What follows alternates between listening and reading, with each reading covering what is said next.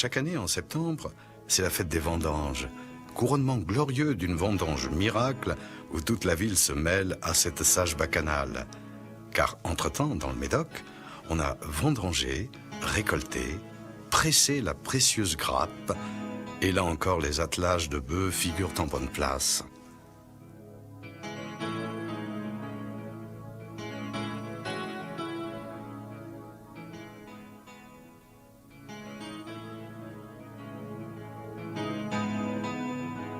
Le vin que l'on foule encore aux pieds, les acheteurs qui s'empressent de venir déguster, car c'est d'eux que dépend toute la richesse des Chartrons.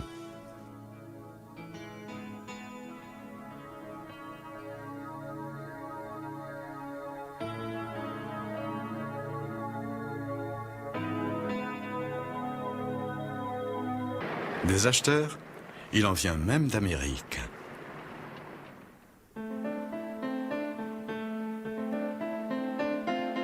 Comme toujours à Bordeaux, la rocambolesque course de rouleurs de tonneaux se termine au bar des ouvriers ou au quillet de Pau, à Mériadec.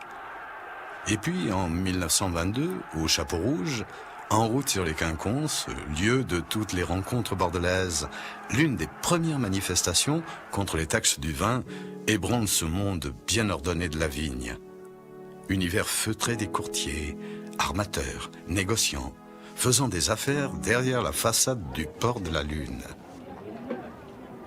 En 1924, un chômeur accoste le président Lebrun en visite à Bordeaux.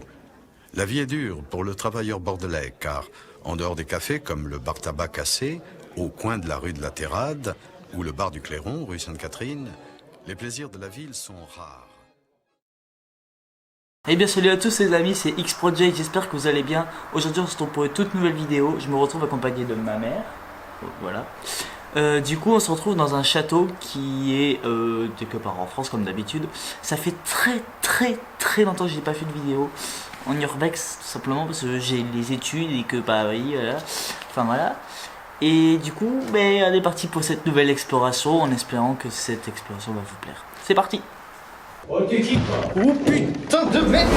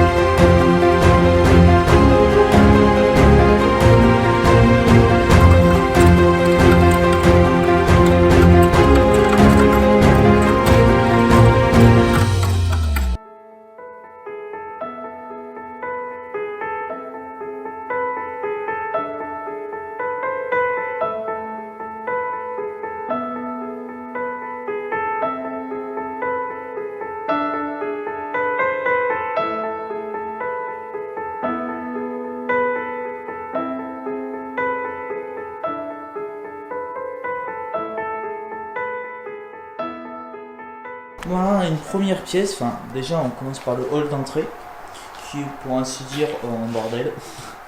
Voilà, donc il y a eu des roms pendant un certain temps, je pense pendant plus de 2 ans ici. Ce qui fait l'état du bordel. Mais après sinon c'est une punaise de château qui est dans un assez bon état, je dirais, un état général. Le sol n'est pas si fracassé que ça, on sent qu'il est encore solide. Une belle cheminée encore qui est accompagnée de moulus. Là il y a des bouillons, on les voit un petit peu. Voilà. Voilà une autre pièce qui est encore un peu. Oh, joli écran plat. Attention, monsieur. À mon avis, vu que c'était des camps de Rome, ça m'étonnerait pas que. Bah, la moitié des télés, des trucs ont été volés quoi. Ça m'étonnerait pas tout ça. Il y a un paquet de billets par contre. Ah non, il y a voir. Il y a voir. Il y a un paquet de billes. Ah ouais. Énorme. Comme quoi des fois ils peuvent s'amuser aussi hein. Ah, l'écran là, il y en a plein des écrans. Ça coûte cher encore ces écrans là. Ah oui, voilà, c'est sûr. Je me demandais comment ça fonctionnait. En fait, ouais. Une belle cheminée ici là. Qui est un peu dans le même état que l'autre côté. Mais elle est vraiment pas mal. Je préfère celle-là que l'autre. Parce que ça donne un peu plus de charme et tout. Vous attendez pas à un truc de fou non plus parce que actuellement Rémi Léonard et tout le reste de l'équipe est en train de travailler, donc c'est un peu plus compliqué de se voir en ce moment. Donc voilà. Ah, c'est l'étage où j'irai pas du tout. L'étage je pourrais y aller mais pas dans cette pièce quoi.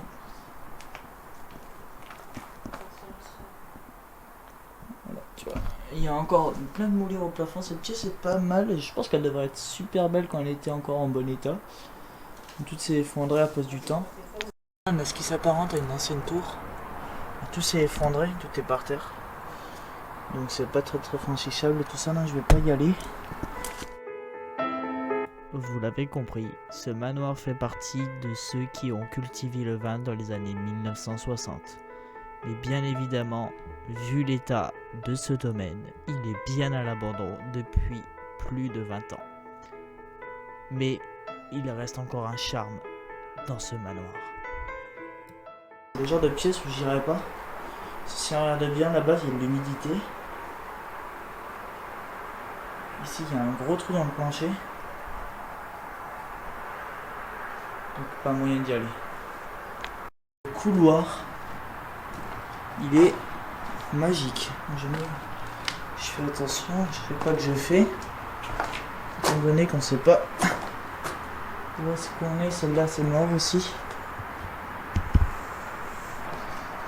Celle-là, il y a un purée de canapé, elle est trop stylée. Le canapé au milieu là, c'est magnifique.